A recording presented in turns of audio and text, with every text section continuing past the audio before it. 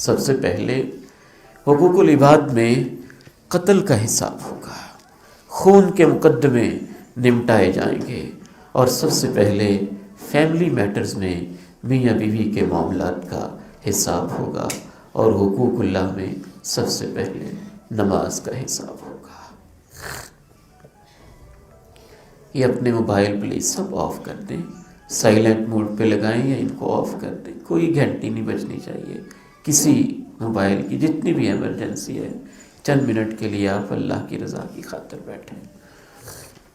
حقوق العباد میں سب سے پہلے قتل کے مقدمات کا فیصلہ ہوگا، اور جو حقوق الاسرہ ہیں، فیملی میٹرز ہیں، اس میں سب سے پہلے میاں بیوی کے معاملات اور ان کے مقدمات نمٹائے جائیں گے، اور حقوق اللہ میں سب سے پہلے نماز کا سوال ہوگا۔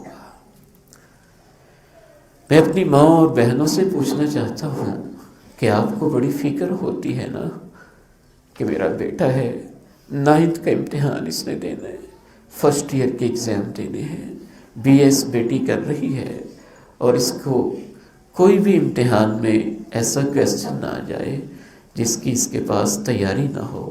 آپ اس کے لیے ٹیوشن کا انتظام کرتی ہیں، اچھے سے اچھے اسکول کالج، اچھی سے اچھی یونیورسٹی آپ منتخب کرتی ہیں، ہزاروں کی فیس بھرتی ہیں۔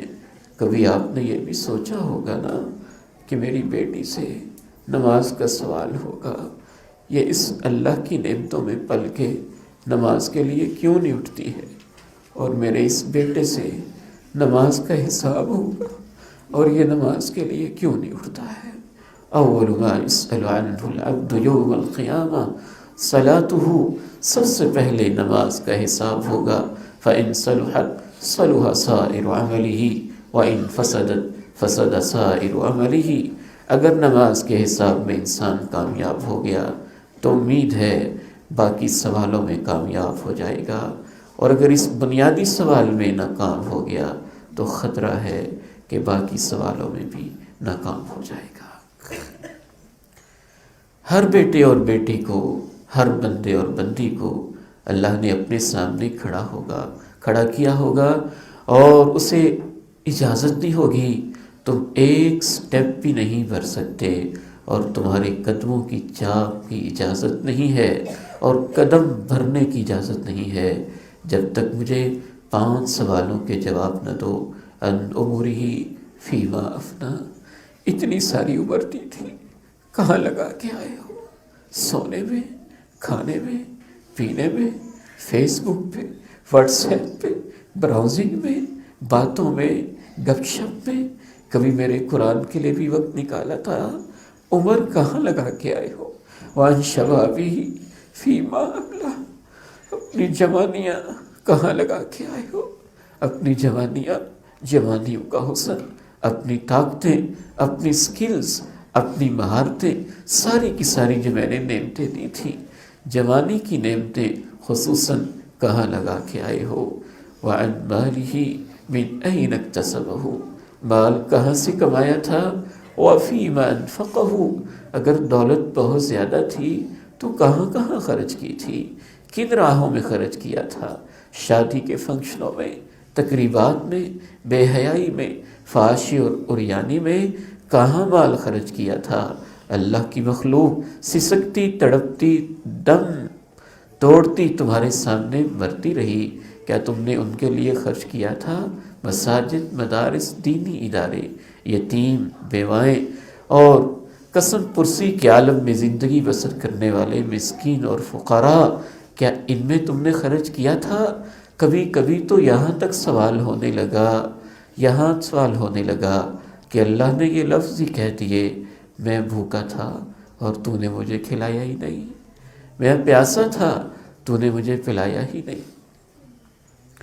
آدم کا بیٹا کہنے لگا، اللہ آپ تو بھوک سے پاک ہیں اور آپ تو پیاس سے پاک ہیں، تو اللہ نے اس کو جواب دیا، تیرے پڑوس کے اندر ایک بھوکا تھا، اگر تو نے اس کو کھلایا ہوتا تو آج تجھے اس کا صلہ ملتا، اور تیرے پڑوس میں ایک پیاسا تھا، اگر تو نے اسے پلایا ہوتا تو آج تجھے اس کا صلہ ملتا۔ سوال ہوا کہ جو علم تم نے حاصل کیا تھا، صراط مستقیم انسٹیٹیوٹ میں، کسی یونیورسٹی میں، کسی کالج میں، وعن علمہ فیما عمل وماذا عمل فیما علم، جتنا علم تھا اس پہ کتنا عمل کیا تھا۔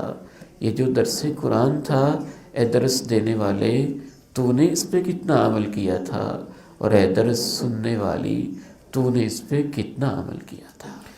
زندگی کا حساب ہونے سے پہلے ہی بعض علماء کے مطابق اللہ تعالیٰ نامہ اعمال پہلے ہی ہاتھ میں تھما دیں گے، اور بعض علماء کے مطابق بعد میں نامہ اعمال دیا جائے گا۔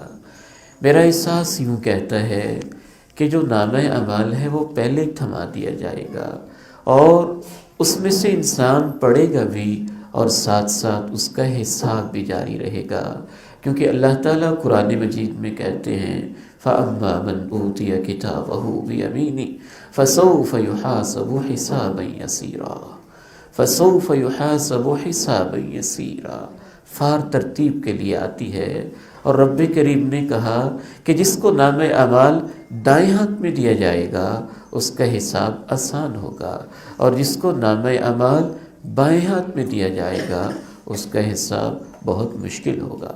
کہیں اللہ نے کہا بائیں ہاتھ میں دیا جائے گا، اور کہیں کہا وراء ظہرہ، پیٹھ کے پیچھے پکڑایا جائے گا۔ علماء نے لکھا کہ دونوں کے درمیان جمع کی صورت یہ ہے کہ بائیں ہاتھ میں پیچھے سے نامہ اعمال پکڑایا جائے گا۔ شیخ ابن عثیمین، تیری قبر پہ اللہ کروڑوں رحمتیں نازل فرمائے، تم نے قرآن میں کتنا غور کیا تھا؟ کہنے لگے کہ پیٹھ کے پیچھے سے بائیں ہاتھ سے نامہ اعمال اس لیے پکڑایا جائے گا کہ ان لوگوں نے قرآن کو پیٹھ کے پیچھے کیا ہوگا، نہ قرآن پڑھتے ہوں گے، نہ قرآن سمجھتے ہوں گے، نہ اس پہ عمل کرتے ہوں گے، چونکہ قرآن سے اعراض کیا ہوگا اور قرآن کو پیچھے پھینکا ہوگا اپنی پیٹھوں کے، اس لیے ان کو نامہ اعمال بائیں ہاتھ سے پیٹھ کے پیچھے سے جکڑ بندیوں کے ساتھ پکڑا دیا جائے گا۔ اللہ کے پیارے نبی علیہ السلام نے دو منظر بیان کیے۔ کسی کے حساب کا منظر تو یہ ہوگا فَسَوْفَ يُحَاسَبُ حِسَابًا يَسِيرًا، اللہ اس بندے کو اپنے قریب کرے گا اور اس بندی کو اپنے قریب کرے گا۔ میدان محشر کے سارے لوگ نہیں دیکھتے ہوں گے، اللہ تعالیٰ اس کو اتنا قریب کر کے یسترہ، ایک اوٹ اور ایک پردے میں کر دے گا۔ صحیح بخاری اور سنن نسائی میں اس کی تفصیل ہے۔ بالکل قریب کر کے اللہ اس سے پوچھیں گے میرے بندے تو نے یہ گناہ کیا تھا نا؟ وہ کہے گا اللہ یہ گناہ ہو گیا تھا۔ پھر اللہ پوچھیں گے تو نے یہ گناہ بھی کیا تھا؟ وہ کہے گا اللہ یہ بھی کیا تھا۔ پھر اللہ پوچھیں گے تو نے یہ بھی کیا تھا؟ وہ کہے گا اللہ میں نے یہ بھی کیا تھا۔ فَيُقَرِّرُهُ بِذُنُوبِهِ حَتَّى إِذَا ظَنَّ فِي نَفْسِهِ أَنَّهُ هَلَكَ، گناہوں کا اقرار کرواتے کرواتے وہ بندہ اور وہ بندی سوچے گا اور سوچے گی کہ آج میں تباہ ہو گیا، میرے سارے گناہ ایک ایک کر کے اللہ نے پوچھ لیے، یہ بھی کیا تھا، یہ بھی کیا تھا، یہ بھی کیا تھا۔ وہ مانتا گیا۔ ایک اور حدیث میں بڑا خوبصورت منظر آتا ہے کہ اللہ اس سے کہیں گے میرے بندے میں دنیا میں تیرے گناہوں پہ پردے ڈالتا رہا، اور آج بھی تجھے پردے بھی کر کے تیرے گناہوں کو معاف کر رہا ہوں۔ اللہ تعالیٰ اس کو معاف فرما دیں گے۔ اور ایک اور حدیث میں اتنی وضاحت آتی ہے کہ میدان محشر کے لوگ اسے نہیں دیکھ رہے ہوں گے لیکن اس کے سجدے دیکھتے ہوں گے۔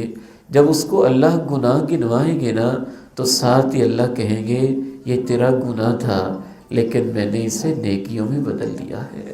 تو وہ سجدہ کرے گا اور اس کے سجدے کو میدان محشر کے لوگ دیکھیں گے، باقی نہیں دیکھ رہے ہوں گے۔ جب نیکی گزرے گی تو شکر کا سجدہ کرے گا، جب گناہ آئے گا تو پھر معاف ہونے پہ سجدہ کرے گا۔ لوگ میدان محشر میں سوچیں گے کتنا نیک بندہ ہے، اس کے نامہ اعمال میں کوئی برائی ہے ہی نہیں، یہ تو سجدے پہ سجدے ہی کیے جا رہا ہوگا۔ لیکن یہ اس رب کو اس بندے کے ساتھ ایسا معاملہ کیوں ہوگا؟ اس کی غالباً دو وجہ ہوں گی۔ ایک وجہ تو یہ ہوگی کہ اس کے نام اعمال میں شرک اور کفر اور منافقت جیسا اور ریاکاری اور دکھاوے جیسا گناہ نہیں ہوگا، اور دوسری وجہ یہ ہوگی کہ وہ ہر گناہ پہ بار بار توبہ کرنے والا، معافیاں مانگنے والا، رونے والا، آنسو بہانے والا، اور اپنا یہ زندگی کو تبدیل کر کے ایک نئی زندگی کے آغاز کرنے والا ہوگا۔ لہٰذا اللہ اس کی تمام برائیوں کو نیکیوں میں بدل دیں گے۔ اور ایک تیسری وجہ یہ سمجھ میں آتی ہے کہ وہ اپنے بھائیوں، اپنے ہمسایوں، اپنے عزیزوں، اپنے رشتہ داروں، اپنے کولیگز، اپنے علماء، اپنے باس، اپنے ماتحت، اپنے افسران اور اپنے ملازمین کے گناہوں پہ پردے ڈالنے والا ہوگا، تو اللہ اس بندے کے گناہوں پہ پردے ڈال دیں گے۔